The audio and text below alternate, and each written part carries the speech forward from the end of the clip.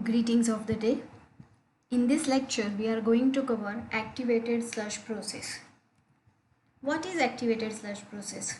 Definition wise, if we see, activated sludge is a process in which air or oxygen is forced into sewage liquor to develop a biological floc which reduces the organic content of the sewage. The sludge is returned to the aeration system to resend the new sewage entering into the tank.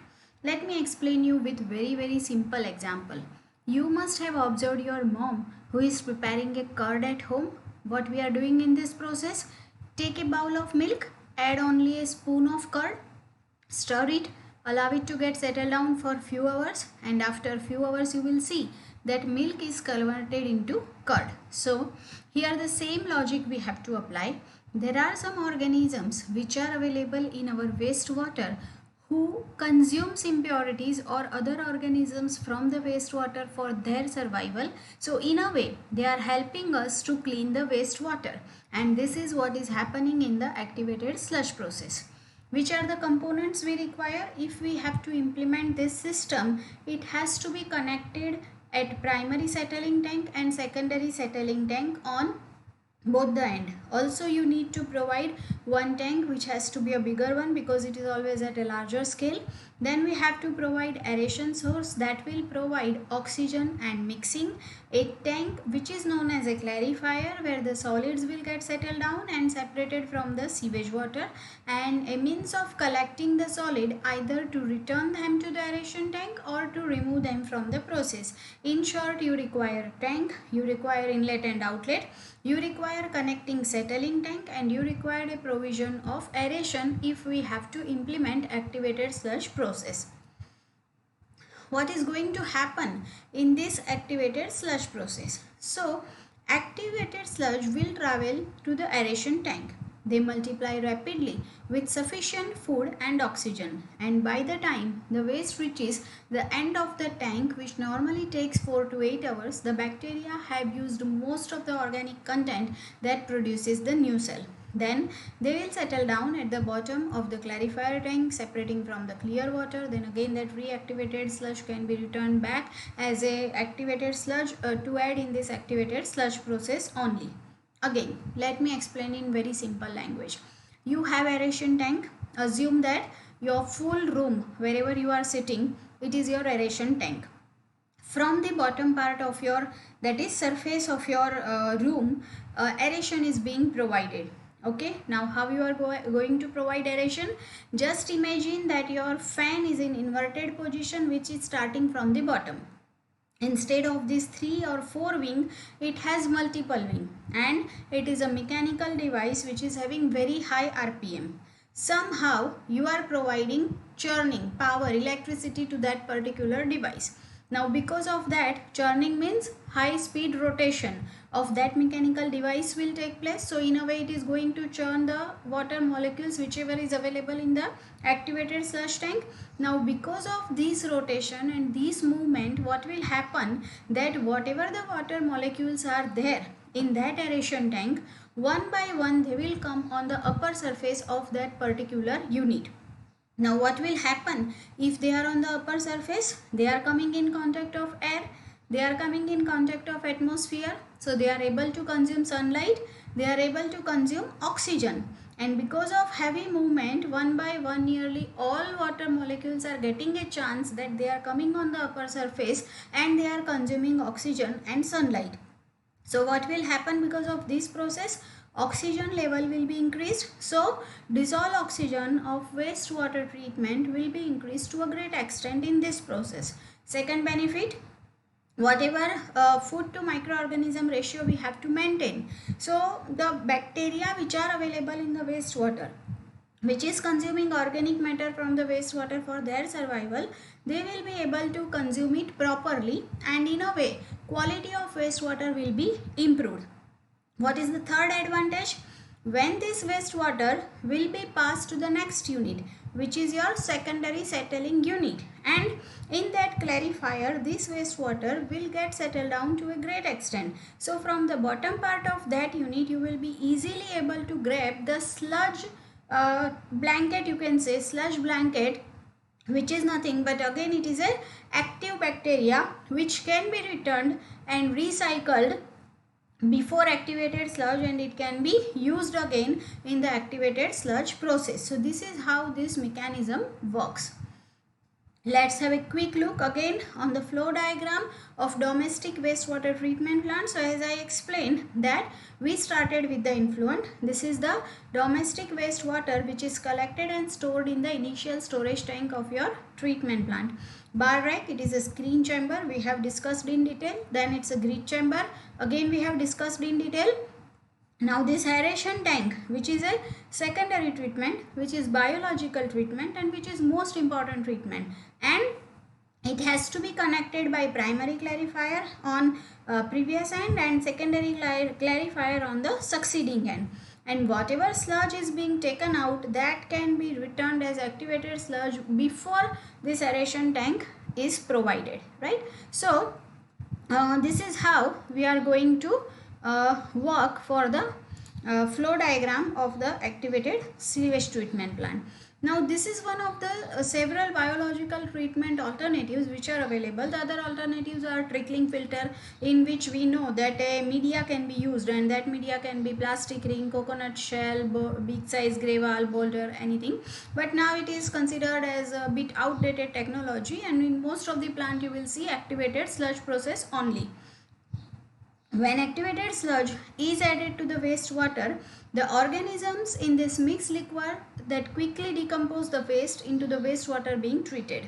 After the required period of aeration and agitation, the mixed liquid usually flows to a separate tank where the clarifier is there and activated sludge is allowed to get settled down. The same thing which I discussed, that when you are providing a rotation to a higher extent, because of churning, lots of changes will be taking place, and after that wastewater is being treated for the next unit, which is your secondary settling clarifier. So in that particular tank it is going to settle down to a great extent, and settled sludge, it will be either disposed of as the waste activated sludge, or it will be reused in the aeration tank to the return activated sludge.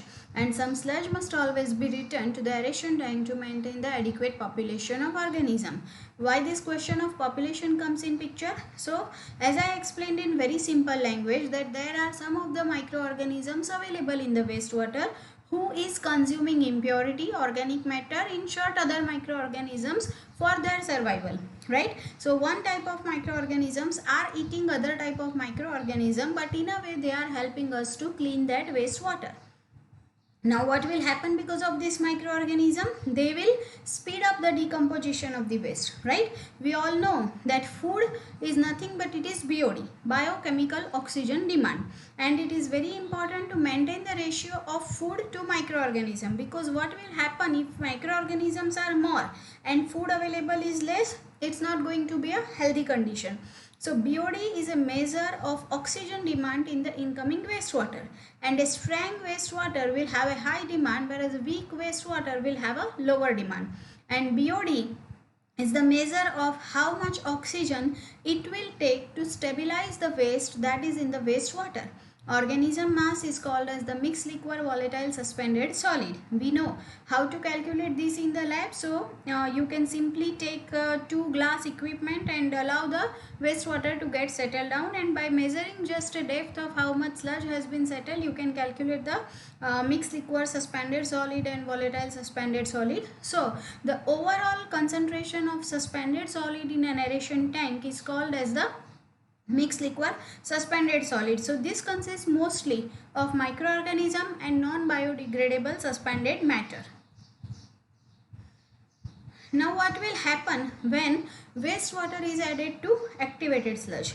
Microorganisms feed and grow on waste particles in the wastewater, right? One type of microorganism who is able to survive is taking other microorganism, and then they are growing, right?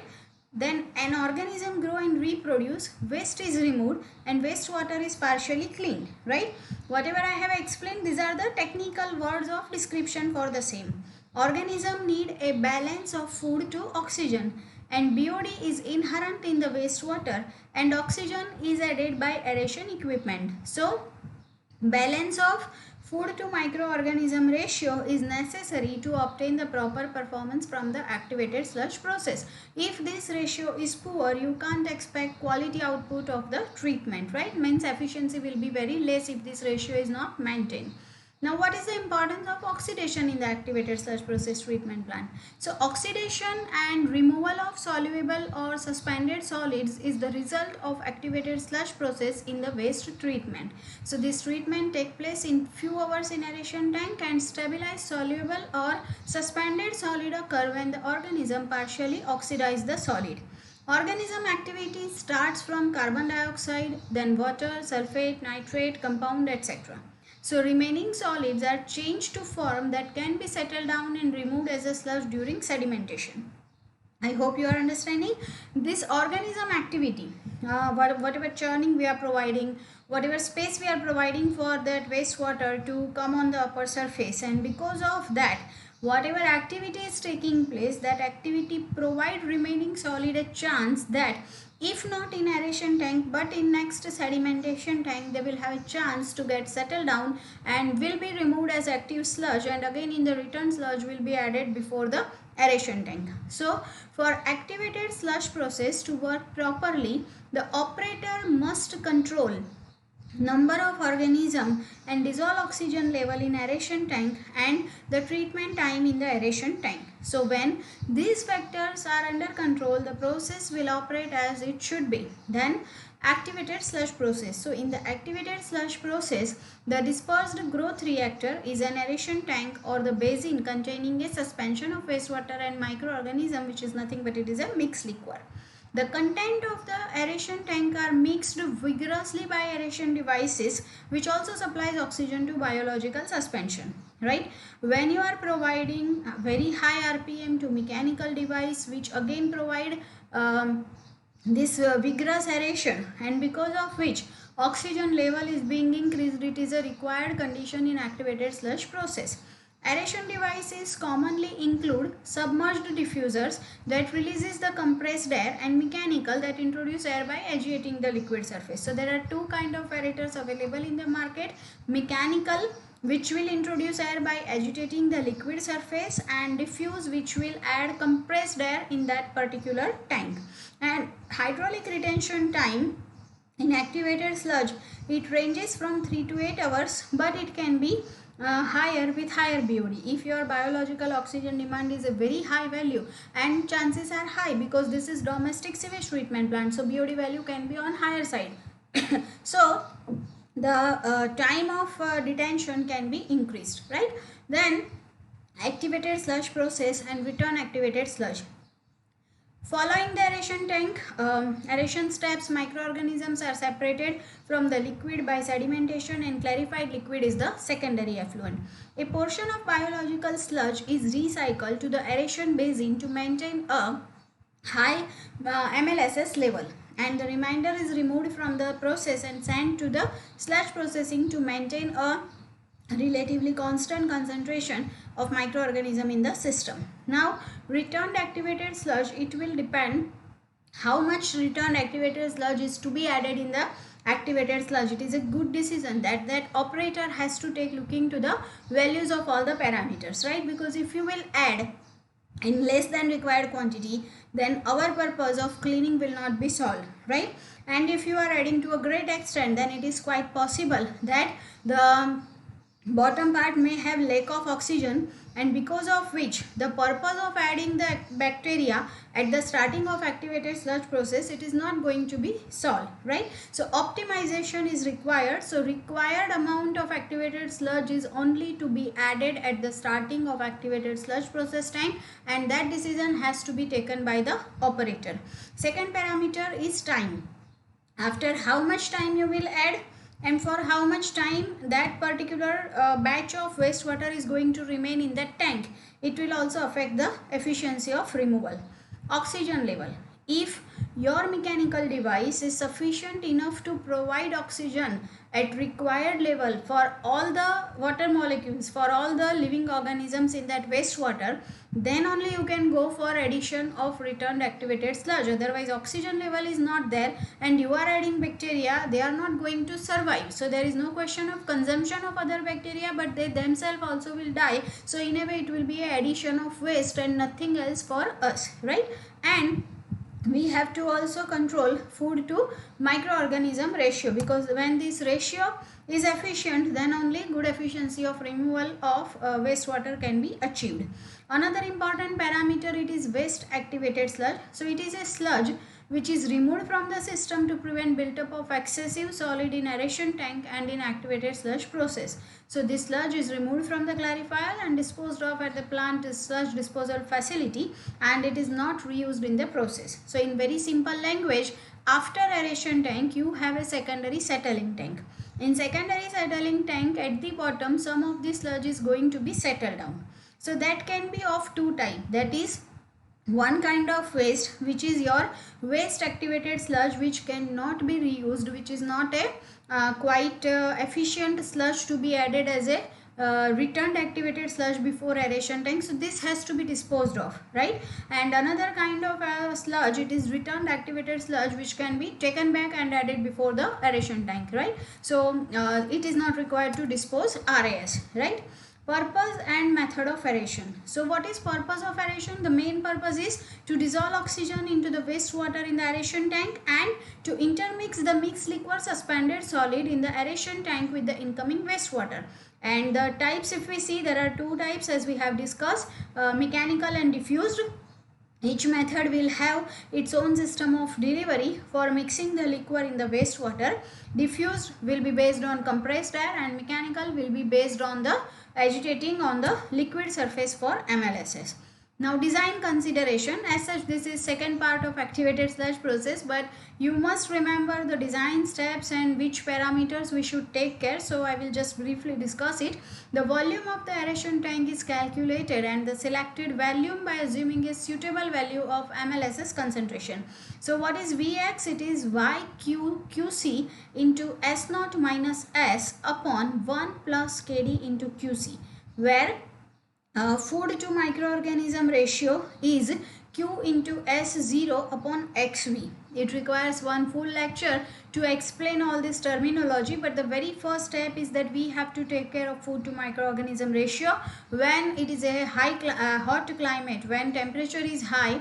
Maybe 5 days time period can be considered, and if it is a winter or if it is a less temperature, around 10 days time period can be considered for deciding the value of X in food to microorganism ratio. The second step is HRT, that is hydraulic retention time. So time and MLSS concentration, and it is seen that economy in reactor volume can be achieved by assuming a larger value of X, and however normally we take it as 5000 gram per meter cube, and for typically domestic sewage the MLSS value of 2000 to 3000 milligram per liter if the conventional plug type flow tank is there we consider.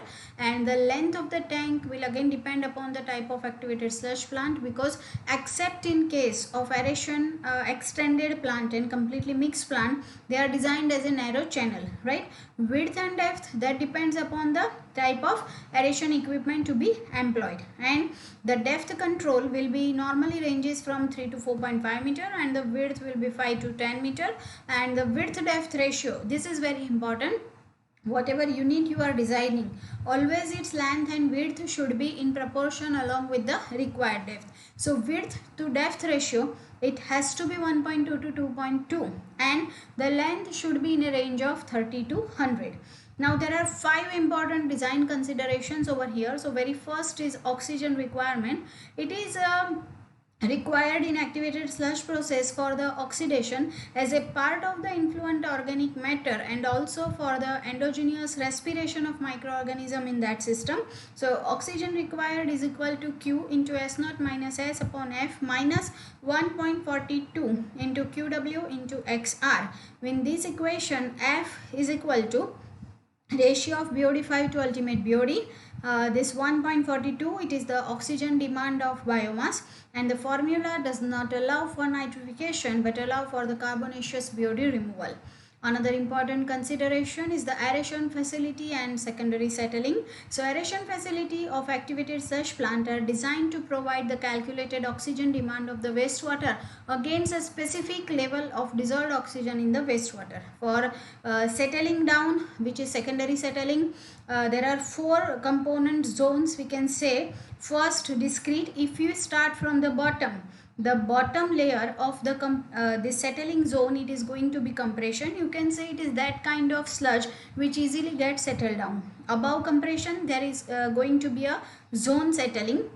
So from bottom, if you start, the bottommost part is compression, after that it is zone, after that it is flocculant, and after that is discrete. So discrete is on the upper level and compression is at the bottom level. As soon as you travel from top to bottom, you will see the characteristics of settling and efficiency of settling will be increased. Discrete means it is in dilution and compression means it is a good type of settling. So this is taking place, and you can divide it in four zones, which is in the secondary settling. The third important parameter is sludge recycling. So MLSS concentration in the aeration tank is controlled by the sludge recirculation rate and the sludge settleability and thickening of the sedimentation tank. So QR upon Q is equal to X upon XR minus X, and where QR is sludge recirculation rate, right? As such, we have discussed that operator has to decide that which amount of active sludge will be added before aeration tank has returned activated sludge. So what is significance? Why we are discussing so much about aeration tank? Okay, this is biological treatment, this is secondary treatment. In comparison of activated sludge, if you think of other options, they are trickling filter, rotating biological disc, and there may be another options as well. But this is considered as one of the most efficient and publicly accepted at commercial or public level of the wastewater treatment plant. The activated sludge system establish and maintain a viable population of microorganisms by supplying food and proper environment. And in the proper environment, the microorganism convert soluble and colloidal material present in the wastewater into new cell, and end product is CO2 and water, right? That means they will consume other bacteria, they will survive, they will grow, and rest of the wastewater will be clean and CO2 will be released. During their life cycle, the microorganism undergo a continuously changing cycle of growth and decline. So friends, this is considered as one of the most efficient system. It increases the level of oxygen, it increases the quality of wastewater for the further treatment unit, and maximum removal can be achieved in this unit. So this is most important unit in domestic wastewater treatment plant. Thank you.